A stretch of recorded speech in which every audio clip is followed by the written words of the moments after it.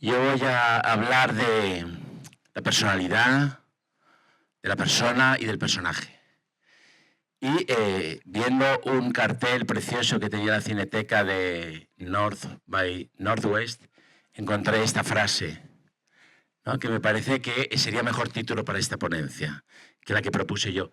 El subtítulo de esta ponencia se llamaba Todo lo que es profundo ama la máscara. Es una frase muy famosa de Nietzsche. Y bueno, voy a tratar de dar la visión, por eso esas 4 películas elegidas, un poco la visión india de la diferencia entre la persona, la personalidad y el personaje. Y creo que en estas 4 películas podemos ver ese juego entre la persona, la personalidad y el personaje. Bueno, lo primero que quería contar es que efectivamente, como ha dicho Luis, yo durante un tiempo me dediqué al cine. Tenía amigos muy cinéfilos aquí en Madrid, yo estudié aquí en Madrid, vivíamos en Lavapiés, en la calle Mesón de Paredes, íbamos a la Filmoteca prácticamente todas las semanas.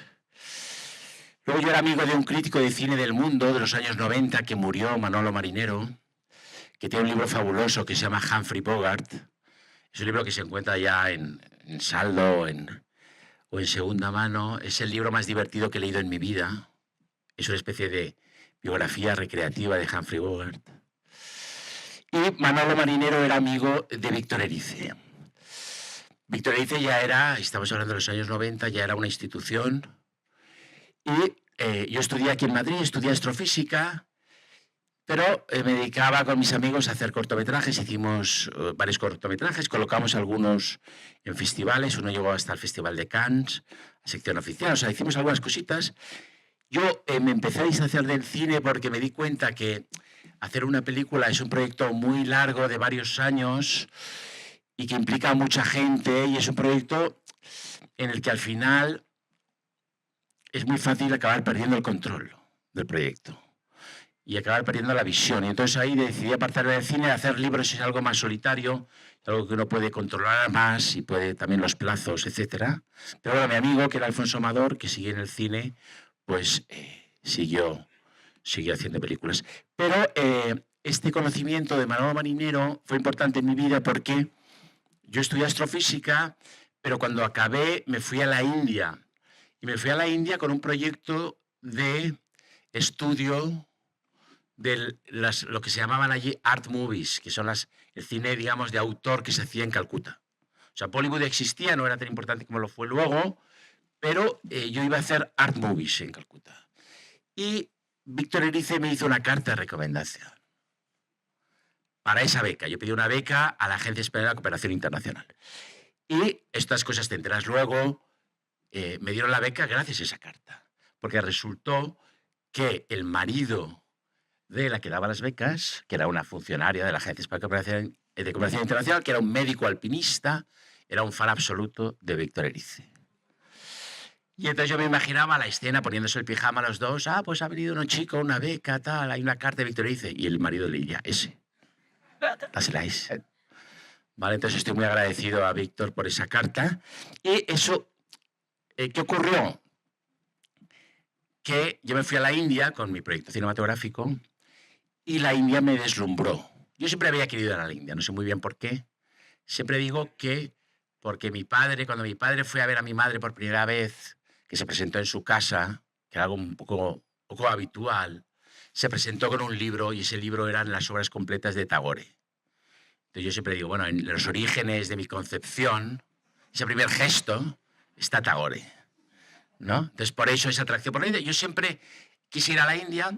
Yo no era el perfil del que va a la India, porque el que va a la India pues hacía yoga, iba con túnicas, tomaba té, yo tomaba whisky, iba a los bares, jugaba fútbol, pero quería ir a la India. Entonces voy a la India con este proyecto cinematográfico y en Benares descubro a un antropólogo, a un estudioso, un sanscritista que se llama Óscar Pujol, que es el segundo de mis maestros, y ahí empiezo a descubrir la filosofía india.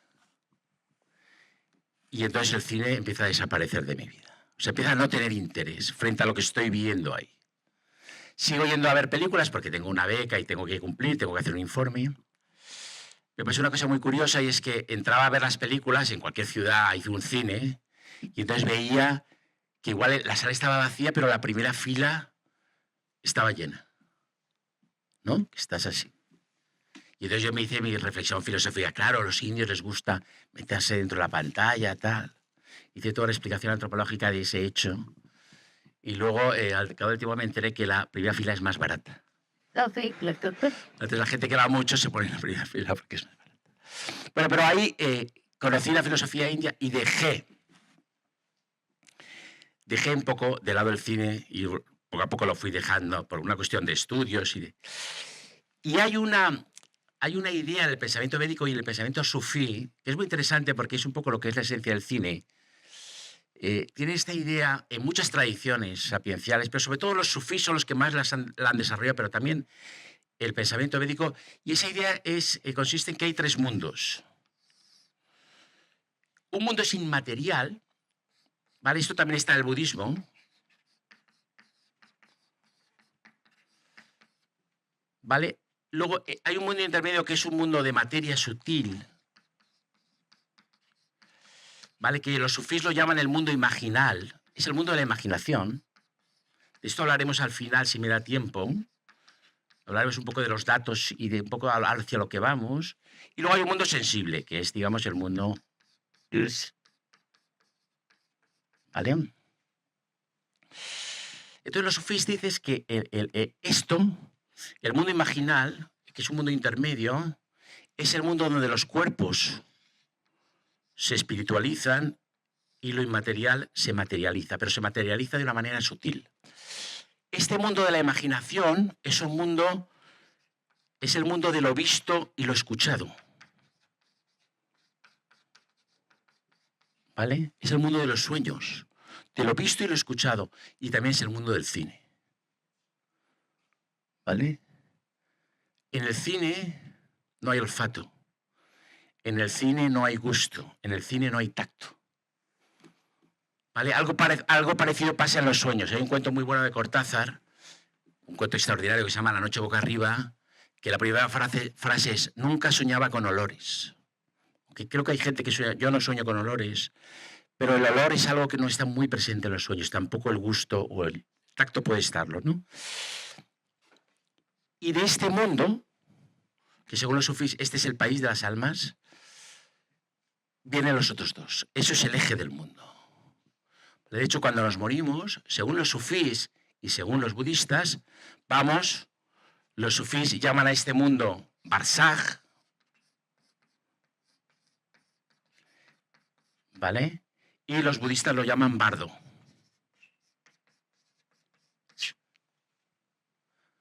Cuando nos morimos, vamos a un estado intermedio, dicen los budistas, que es el bardo. Hay un libro que seguro que habéis oído hablar de él, que se llama, está mal traducido el título digamos, traducido habitualmente es el libro tibetano de los muertos, pero en realidad se titula El libro de la liberación mediante la audición. Es un libro que uno no puede leer, que uno tiene que escuchar. Ahora hay una película reciente que yo vi el otro día que se llama Samsara, de un director patiño, de Vigo, donde habla del bardo, ¿no? Y hay un experimento muy interesante, porque a mí me pareció muy interesante, porque es la primera vez que yo he ido a una sala de cine que le pide al espectador que cierre los ojos. Que cierre los ojos, ¿vale? Y hay 10 minutos que tienes que estar con los ojos cerrados. Yo los abrí de vez en cuando, ¿no? Para espiar a ver qué salía ahí, porque ponen luces estroboscópicas, ¿no? Luces muy psicodélicas, y tú ves esas luces a través de tus párpados. Y trata de reproducir el estado intermedio, que según los budistas es el estado cuando morimos, pasamos por un estado intermedio, y luego hay una frase que me gustó mucho de la película, que dice: la mente se siente muy inquieta si no tiene un cuerpo. Y entonces esa mente que se proyecta, cuando muere el cuerpo físico, se proyecta, ellos lo llaman linga sharira, se proyecta un cuerpo sutil, mental, que es imagen y sonido. Es lo visto y lo escuchado. En función de lo que uno ha visto y escuchado.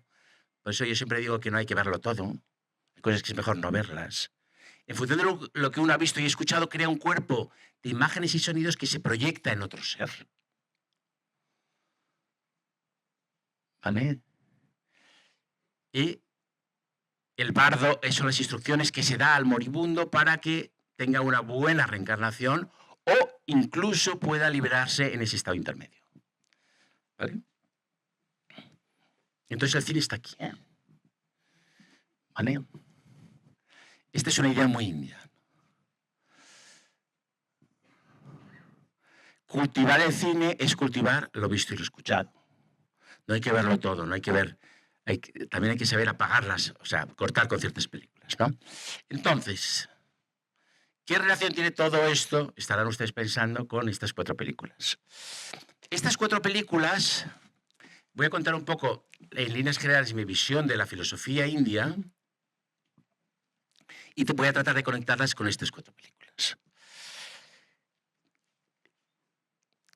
Yo tengo una filosofía propia hecha, digamos, de 3 fuentes. O sea, es propia, bueno, me la he apropiado, no es mía, no es nueva. Lo que sí que es nuevo es el collage. ¿Vale? Esas 3 fuentes son el pensamiento budista, por un lado, la filosofía Samkhya, por otro, y por último, la filosofía de la ciencia. ¿Vale?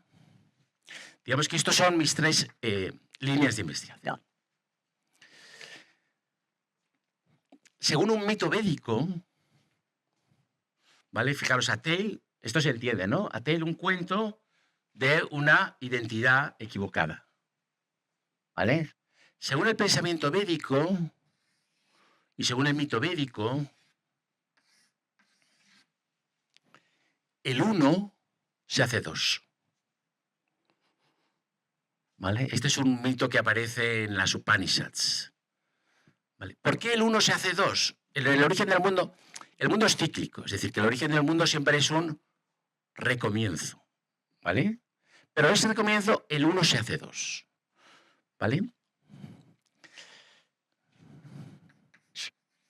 El uno se hace 2. Es decir, lo uno se hace diverso. Hay diversidad en el mundo y los pensadores indios dicen, puesto que hay diversidad, vemos la diversidad, que hay diversas personas, diversos temperamentos, diversos itinerarios vitales, diversas inquietudes, diversas ideas políticas, diversos equipos de fútbol. ¿Vale? Hay diversidad y puesto que hay diversidad tiene que haber una unidad. Todos los temas que yo estoy trabajando últimamente es la psicodelia, ¿no? Y una de las cosas que enseña la experiencia psicodélica es esa sensación de unidad de todas las cosas, ¿vale? Y es una de las experiencias clásicas de las tradiciones sapienciales, de las tradiciones místicas, la unidad de todas las cosas. El uno se hace 2. ¿Por qué si el uno se hace 2? Según él, hay varios mitos, el pensamiento védico, uno de ellos es porque está aburrido, otro porque tiene miedo a la soledad, otro por amor, porque quiere experimentar el amor. Y para experimentar el amor tienes que ser 2 porque tienes que tener una persona amada o alguien a quien amar o un objeto amado, ¿vale? Y entonces el sujeto y el objeto, que puede ser una persona, ¿vale? Bueno, pues lo que dice el Samkhya, que a mí me parece fascinante y que puede ser una práctica mental, es que la relación entre el sujeto y el objeto, entre el amado y la amada, entre el amante y la amada, entre ellos a esto lo llaman Purusha y a esto lo llaman Prakriti, ¿vale? Purusha se puede traducir como persona, ya la voy a ir acercándome a las películas, y Prakriti, naturaleza. Purusha también se puede traducir como conciencia, ¿vale? Purusha es la conciencia original y Prakriti es la naturaleza original. Y entonces los filósofos Sankhya dicen, el mundo que vemos, manifiesto, que hay un mundo manifiesto, es la relación que hay entre Purusha, entre la conciencia original y la naturaleza primordial. Y esa relación es una relación magnética y es una relación erótica. ¿Vale? Es decir, ese magnetismo que hay entre la conciencia y su objeto, desde la perspectiva Sankhya, cada vez que somos conscientes de algo, cada vez que estamos atentos a algo, no hacemos este recorrido, sino que pasamos por el uno. Pasamos por la conciencia original. ¿Vale?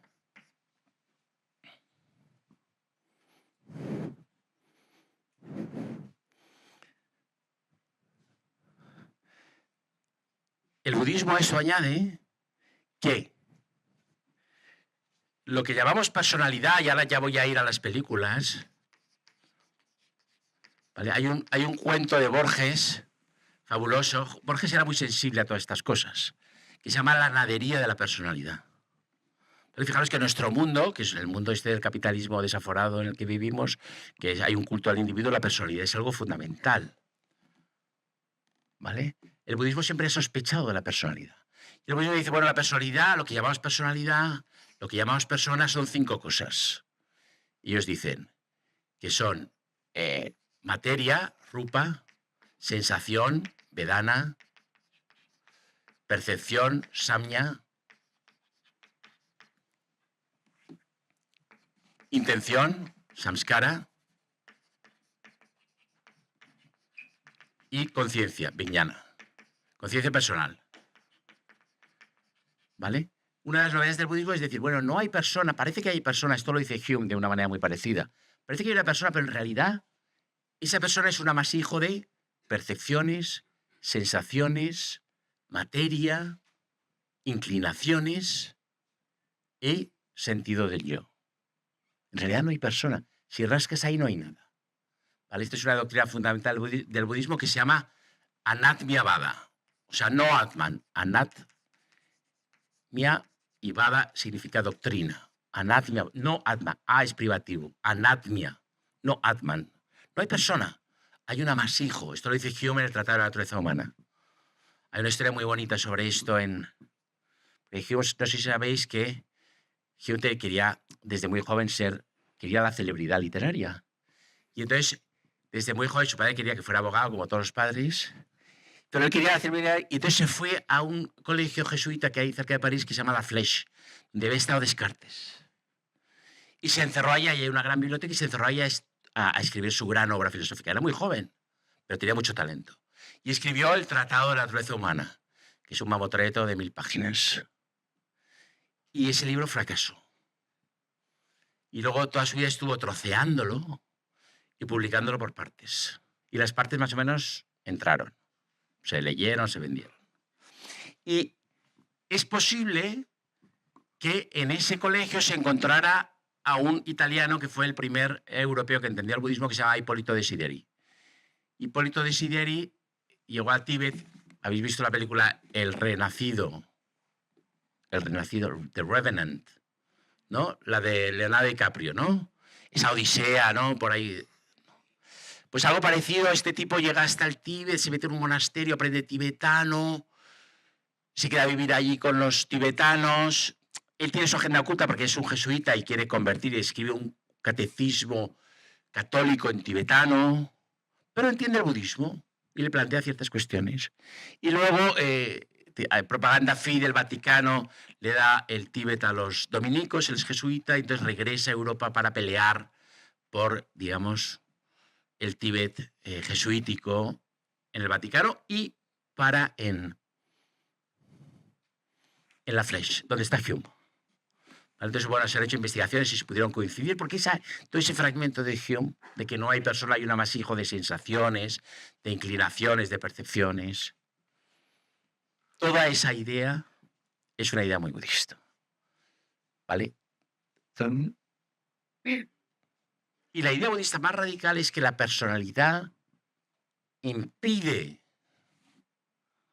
opaca la experiencia de la persona. ¿Y cuál es la experiencia de la persona? La experiencia de la conciencia. Es decir, la personalidad es un enemigo de la persona. ¿Vale?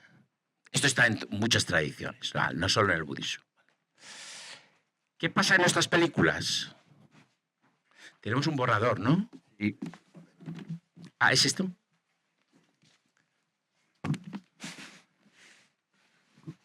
¿Qué pasa en nuestras películas? Con esta pizarra, es una pizarra muy bonita. Esto no borra muy bien. ¿Qué pasa? Que tenemos... Yo tengo un perfil de Facebook, esto lo digo aquí, no lo he dicho nunca, que se llama Josh Kaplan. ¿Sabéis quién es Josh Kaplan? ¿No? ¿No sabéis quién es Josh Kaplan? ¿Vale? ¿Vale? Está... Se llama Roger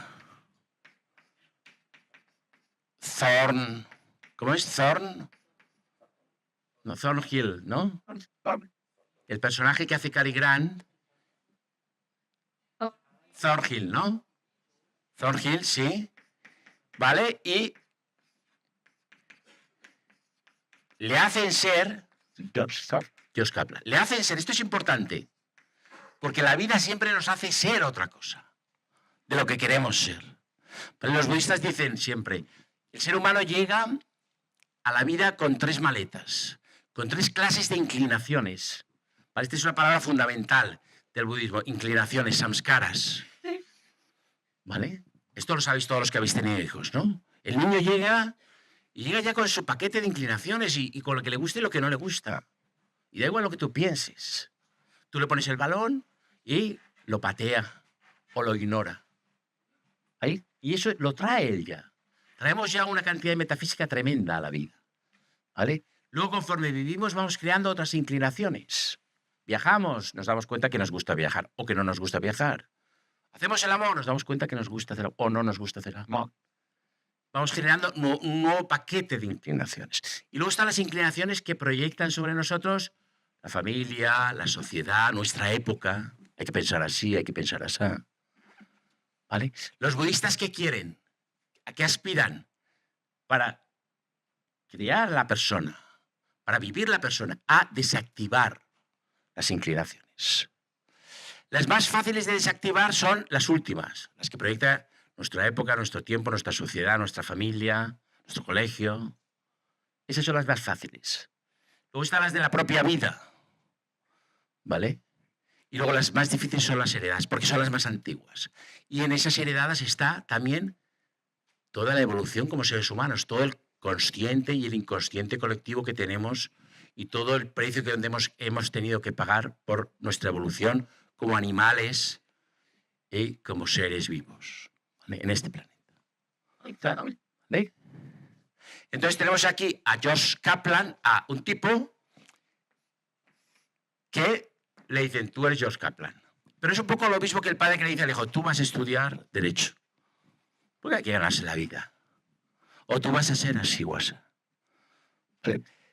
Tenemos a T.H. Lawrence,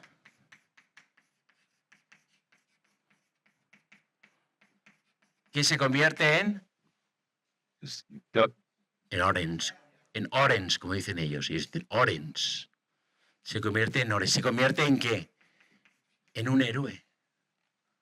Y proyectan sobre él todas las características y todo lo que se le presupone a un héroe. ¿Vale? Yo estuve hace poco en Jordania dando una conferencia en Amán y me fui a Aqaba. Y entonces puse, yo he ido a Aqaba por Orange. Pues dicen, Aqaba por Orange. No vamos por ti. Por Orange, vamos. Yo fui a Aqaba y me bañé en el Mar Rojo, hacía frío, un día desapacible, pero digo, yo me baño en este mar. Por Orange. ¿Vale? El héroe. Tenemos... Y esto es... Bueno, voy a leer un fragmento porque esto es como un poco... Tiene mucho que ver con esto que he dicho, las samskaras. Esto lo utilicé yo en el prefacio de un libro que se llama Abandonar la discusión. Es un libro sobre epistemología budista.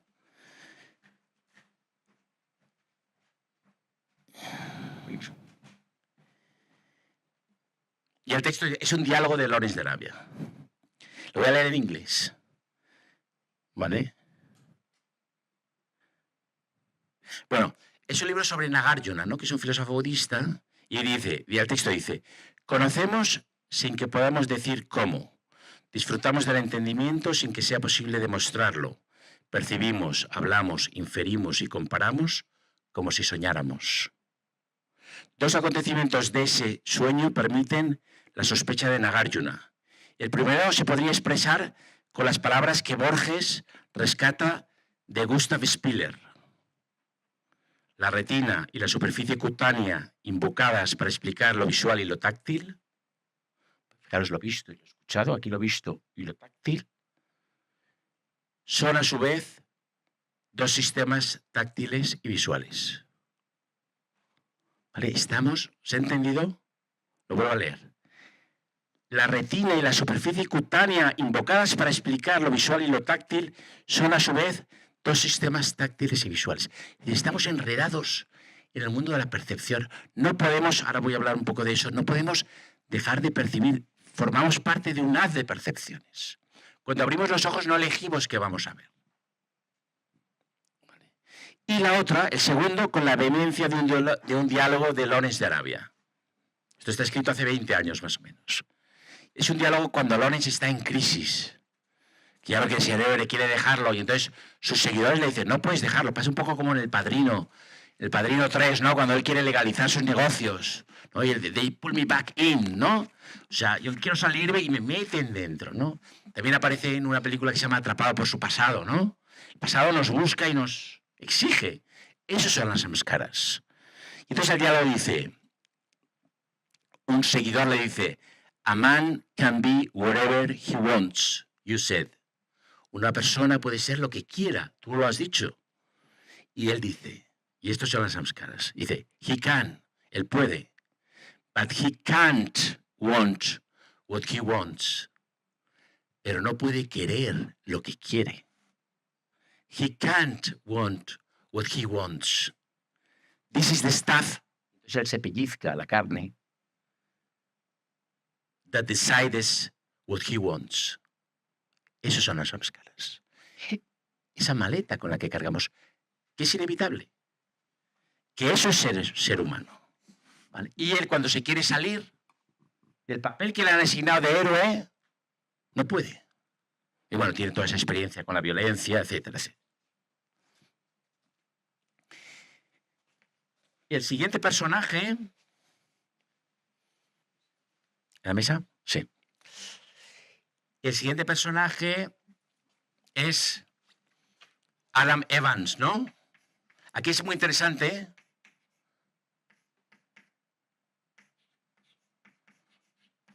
¿Vale? Que tiene una relación con Jenny, una relación amorosa. Adam Evans, ¿verdad? ¿O me estoy confundiendo? ¿Eh? Que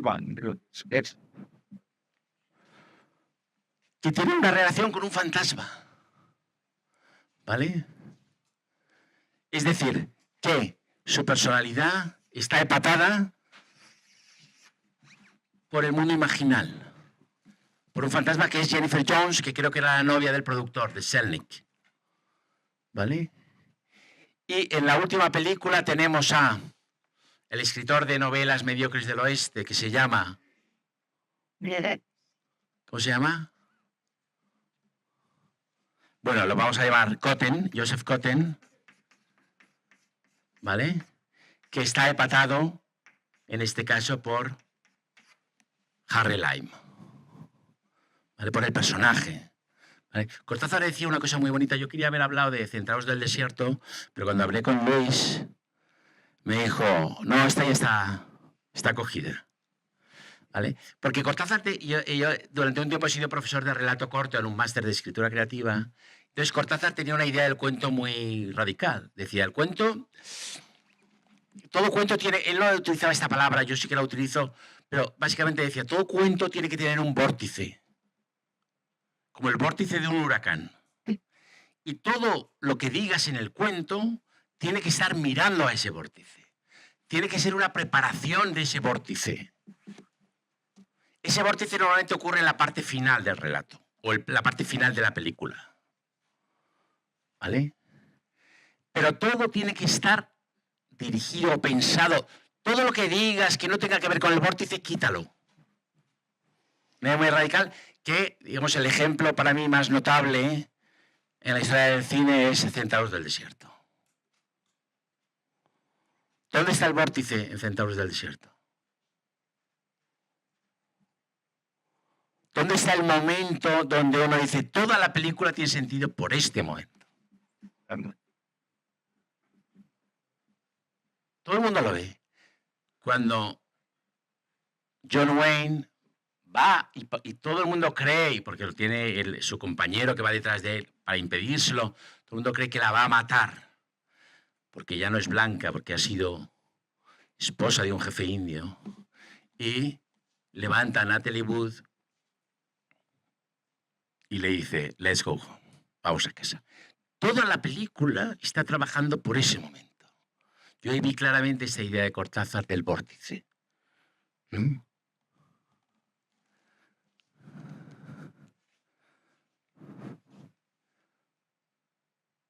Entonces, y ahora voy a exponer brevemente cómo vamos de tiempo. Voy a exponer brevemente mi propuesta filosófica, hecha con esas 4 tradiciones que hemos mencionado, el budismo, el samkhya, la filosofía de la ciencia y la psicodelia.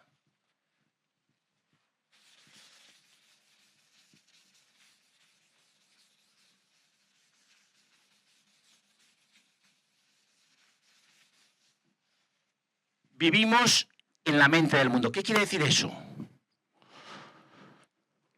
¿Qué es la mente del mundo? Yo he escrito un libro que se llama En la mente del mundo. ¿Qué es la mente del mundo? La mente del mundo es 4 cosas. Percepción. Porque la India, yo después de dejar el cine, la India me lleva a lo que yo llamo una filosofía de la percepción. Memoria. Intención. Aquí podríamos poner deseo y lenguaje. Esto es la mente del mundo.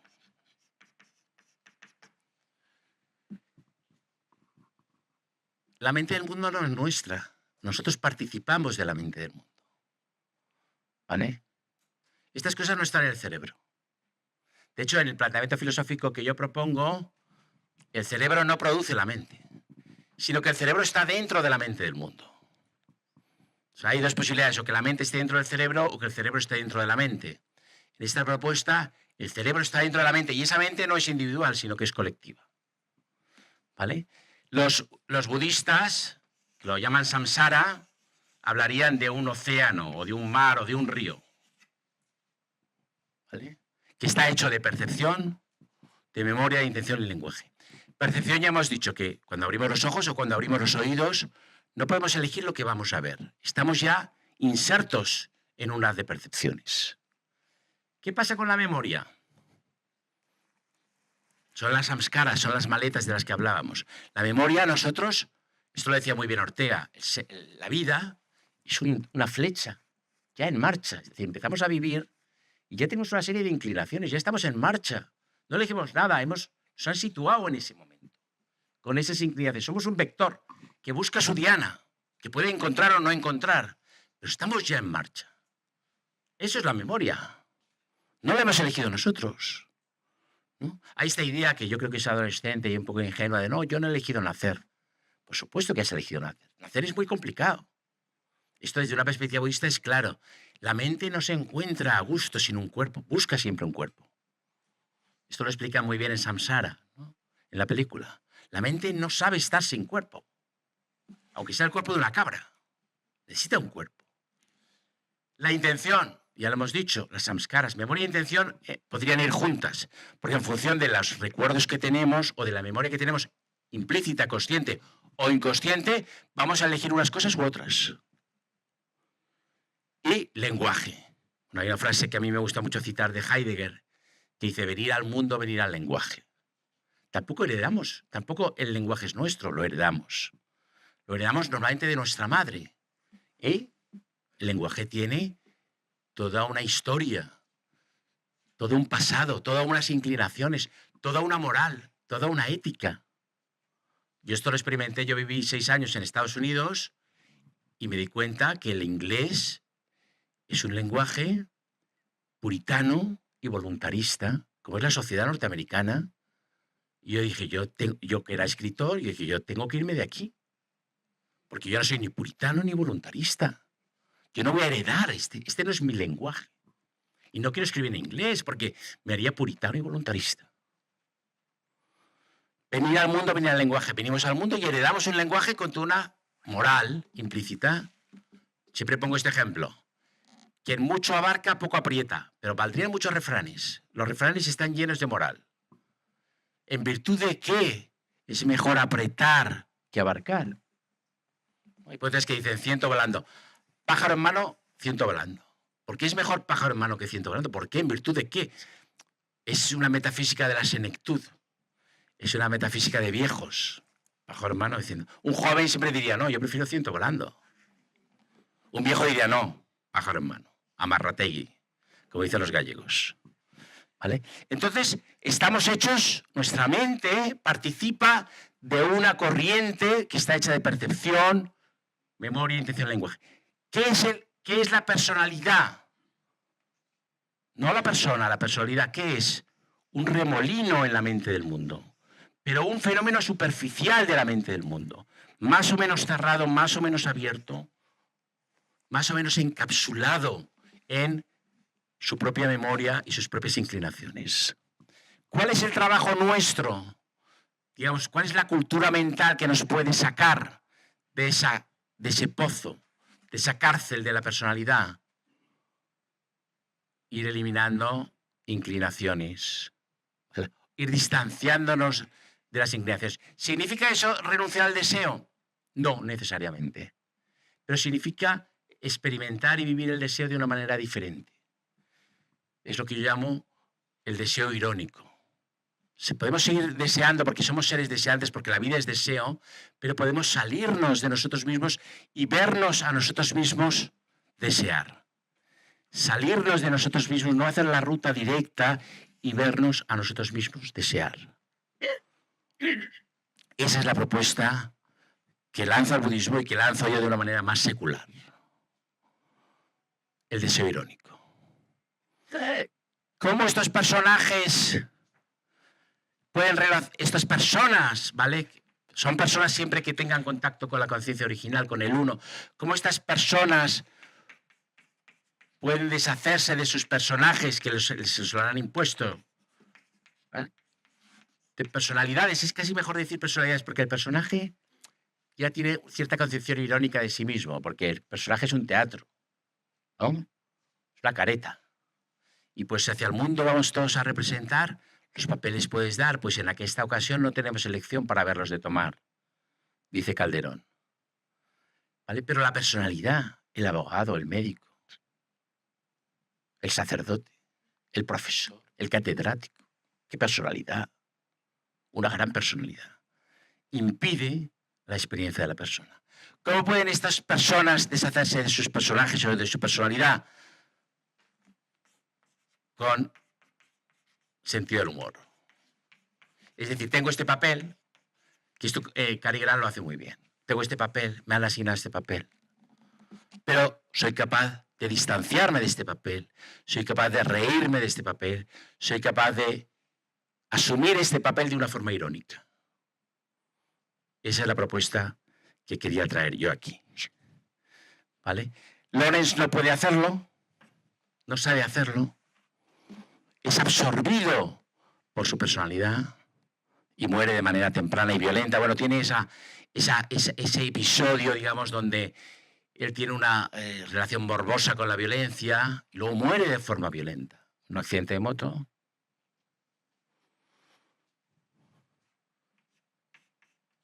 Y en el caso de Cotten, con su amigo fascinante, digamos, yo creo que el vórtice en El tercer hombre está, bueno, vais a ver la película ahora, no lo voy a decir porque habrá gente que no la ha visto, o todo el mundo la ha visto. Hay gente que no la ha visto, no, pues no lo voy a decir, ¿vale? Y bueno, yo creo que esto es lo que quería contaros hoy. Yo creo que podemos dar ahora paso a A preguntas tenemos un ratito y podemos establecer un pequeño diálogo. Muchas gracias por vuestra atención.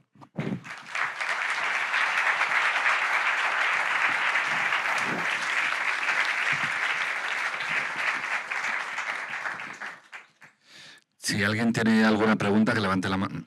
Qué rapidez. Muy buenas. Es una pregunta un poco personal. Pero bueno, aprovecho para preguntártela. ¿Qué consejo le darías a una persona que está en un proceso de escribir un libro? ¿Qué 3 consejos le darías para centrarse en la obra, para no divagar, para no perder demasiado tiempo en cosas que no deberían perderse, siendo novel esa persona? Vale. Bueno, pues lo primero que le diría es que, porque a mí me pasó, justo precisamente en esta época en que yo me dedicaba un poco al cine y escribía guiones, yo una vez me fui, rompí con mi novia, porque quería ser escritor, tal, y me alquilé una casita en Las Negras, en Almería. Y me fui ahí con mis papelotes a escribir. En absoluta soledad. Eso no lo hagas nunca. No funciona. Hay que escribir mientras se vive. No te puedes decir, no, me retiro aquí a escribir. No. No funciona. Otra cosa muy importante es escribir. ¿Qué quiere decir eso? No planificar ni estructurar, escribir. Yo esto lo hago con las tesis doctorales, pero vale con las novelas. Nunca escribas, nunca prepares, nunca diseñes la estructura de tu libro previamente. Nunca hagas un índice. El índice te va a atrapar. Va a ser un corsé. Tú escribe. Y cuando tengas 100 páginas, ves esas 100 páginas, las dejas a remojar un tiempo, o sea, las dejas... Horacio decía, pero esto claro se puede hacer ahora, hay que escribir y luego dejarlo escrito 8 años. Y a los 8 años volver y verás si vale la pena o no. ¿Qué pasaría entonces? Que no se publicaría nada, porque nada valdría la pena.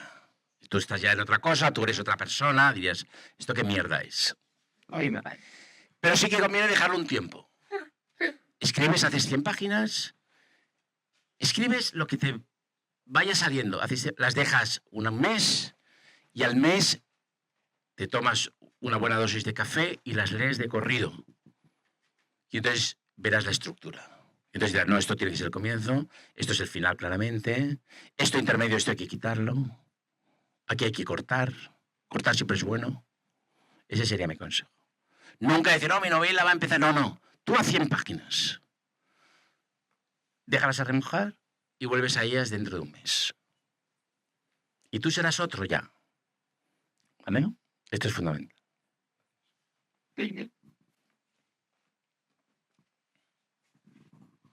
¿Alguna pregunta más? Es curioso esto que has dicho de no estructures, no hagas un índice, porque sin embargo las 4 películas que has elegido para el ciclo son películas clásicas, con una estructura clásica muy férrea. Sí. Es decir, en cierto modo, me llama la atención el que has optado por películas inequívocamente de ficción y además en géneros como muy categóricos, ¿no? Y sin embargo estás mencionando siempre una película como Samsara, que es como un género fluido, documental, ficción, no sé qué. ¿Crees que todo esto ha evolucionado también? O sea, claro, que las categorías que quedan válidas ya no lo son. Claro, yo es que creo poco en la evolución. Entonces, claro, son clásicas, sí. Son películas que a mí me gustan, ¿no? Y todas tienen el conflicto. La seleccioné por el tema este de Tale of Mistaken Identity, ¿no? Todas tienen eso como la personalidad se apodera de la persona, ¿no? Que es algo muy de nuestro tiempo. Pero sí, efectivamente. Y Samsara es una película, claro, diferente. Sí. Sí, igual es que soy muy clásico. O no, da igual. Es esa cuestión de que a veces te obligan, en la sociedad te obligan a ser una personalidad. O sea, es como la cuestión de la fama. Claro. Entra un poco ahí, ¿no? Se me ha ocurrido esto. Claro. La fama es el mayor enemigo del filósofo. Te ata mucho. Esto lo sabía Descartes, claro. De hecho, Descartes se va, deja París, y, bueno, se va porque un poco lo tiran, porque piensan que es espía. Pero se va a Ámsterdam para llevar una vida anónima. Esto es muy importante, ¿no? La fama es una cárcel, ¿no?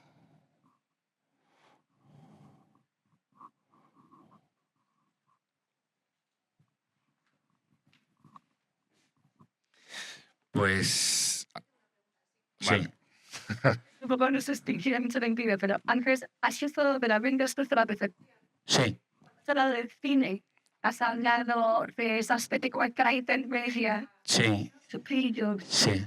primaria la visión Y lo auditivo, sí. y, y yo me preguntaba cómo enlajar esto con nuestros sentidos, porque lo que ya dice en los sentidos, y también en general, Claro, ¿no? sí, Y pues todas las cuestiones. claro. Vamos a ver, en mi visión filosófica, la mente es un sentido más. Y la base de la mente es percepción. Pero fíjate que la percepción, percibimos y tenemos experiencia, y esa experiencia es memoria. Esa memoria nos crea intenciones, es decir, todo viene de la percepción. ¿Vale? Y la mente es, en la India, la tradición india, la mente es el sexto sentido. ¿Vale? Pero lo interesante es que, esto lo decía Berkeley muy bien, Berkeley, el gran filósofo de la percepción es George Berkeley. En estas categorías que hacen para las escuelas, escuela idealista, Berkeley no es un idealista, es un filósofo de la percepción. Y él dice, la percepción, la vista, lo visto y lo escuchado, son sentidos mediadores. ¿Qué quiere decir eso? Que nosotros como animales, nosotros vemos la fruta, oímos la llegada del tigre, ¿vale? Y sobrevivimos, pero la vista y lo escuchado nos ayudan a sobrevivir. Pero la experiencia directa es la experiencia del tacto. Cojo la fruta, muerdo la fruta, huelo la fruta, ¿vale? Entonces Berkeley decía una cosa fabulosa, que yo entiendo que es difícil de entender, que decía, hay un momento en la película La soga de Hitchcock, donde, conocéis La soga, ¿no? Estos dos que están en el apartamento y hacen un crimen porque piensan que ellos moralmente están más allá de la moral y tal. Bueno, total, que hay un momento en la película, es un plano secuencia de la película, toda la película son 3 planos secuencias, hay un cambio de bobina en 3 momentos, pero hay un momento en que tiene que venir una ambulancia, ¿vale? Y entonces el técnico de sonido dice, bueno, no, es muy fácil, ponemos el sonido de la ambulancia, entonces vamos subiendo el sonido conforme se acerca y conforme se aleja lo bajamos. Y Hitchcock dice, no, así no se oye una ambulancia, ¿vale? Esto lo hace intuitivamente, esto tiene una explicación física, se llama efecto Doppler, ¿no? Si yo tengo un móvil, en este caso una ambulancia, que va en esta dirección, mete una onda, pero ¿qué hace? Que como va avanzando, esa longitud de onda se va acortando. Si yo estoy aquí, cuando se aleja, esa longitud de onda se va estirando. Esto hace que aquí sea más grave y que aquí sea más agudo. ¿Vale? Con lo cual Hitchcock intuitivamente dice, no, hace falta, tiene que venir e irse. De hecho, pasa, si estamos en la calle y pasa una ambulancia, vemos que el punto de más agudo del sonido de la sirena es justo cuando pasa al lado nuestro. Y luego se estira. Gracias a ese efecto sabemos que el universo está en expansión. Se llama efecto Doppler. ¿Vale? Porque nosotros vemos unas estrellas que se alejan de nosotros y otras que vienen en nuestra dirección, pero también se alejan, pero menos. Con lo cual decimos, bueno, esto se está expandiendo. Pero básicamente todo es percepción. De hecho, el universo en este modelo filosófico es una colección de sensibilidades. Todo percibe y siente, la roca, el vegetal, el animal, el mineral, la persona. Hay una frase, vi hace poco la última película de Víctor Erice, y entonces hay un momento en que le dice, porque claro, el otro no recuerda, no sé si la habéis visto o no, no quiero hacer spoiler, pero la frase es básicamente, no, es que una persona no es solo memoria, es sensibilidad. ¿Vale? Es sensibilidad. ¿Vale? Y, digamos, el foco de esta propuesta filosófica es precisamente esa sensibilidad. ¿Vale? ¿Qué es lo que tenemos que cuidar? ¿Qué es lo que tenemos que trabajar? ¿Qué es lo que más? ¿Qué es lo decisivo? Que va a ser decisivo en nuestro itinerario vital. ¿Vale? Y los indios dirían en nuestro acercamiento al despertar. Pero aunque no queramos despertar, va a ser decisivo el cuidado de esa sensibilidad. Y eso es una cultura mental.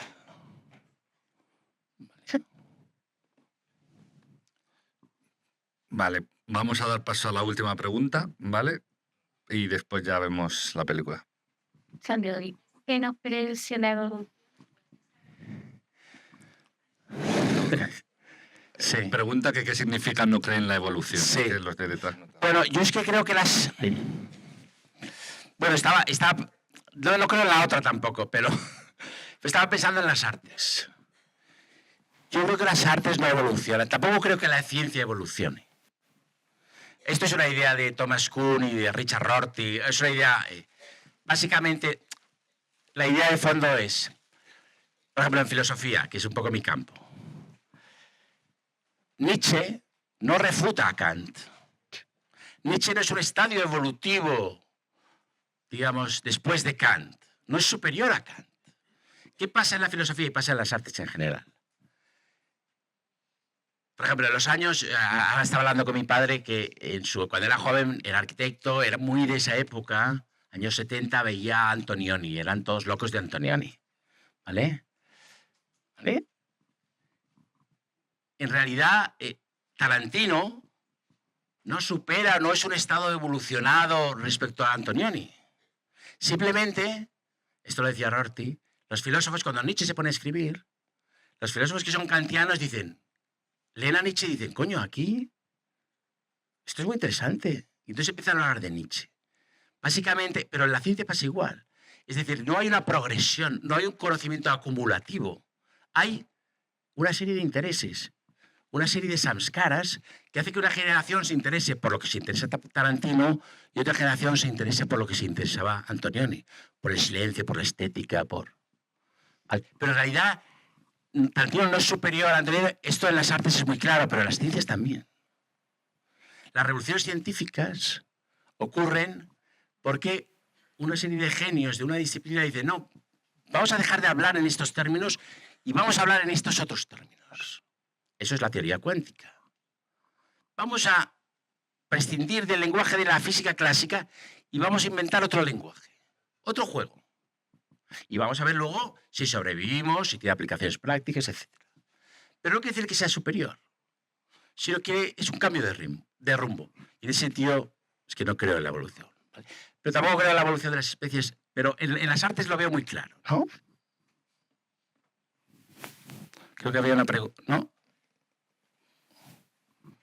No, es que tenemos que dar paso, tenemos que dar paso a la Perfecto. película. Te agradecemos, yo te agradezco mucho que hayas dicho que no crees en la evolución y me hayas señalado, ¿vale? Pero te agradecemos mucho tus palabras y esta conferencia tan maravillosa. Gracias, Juan. Gracias.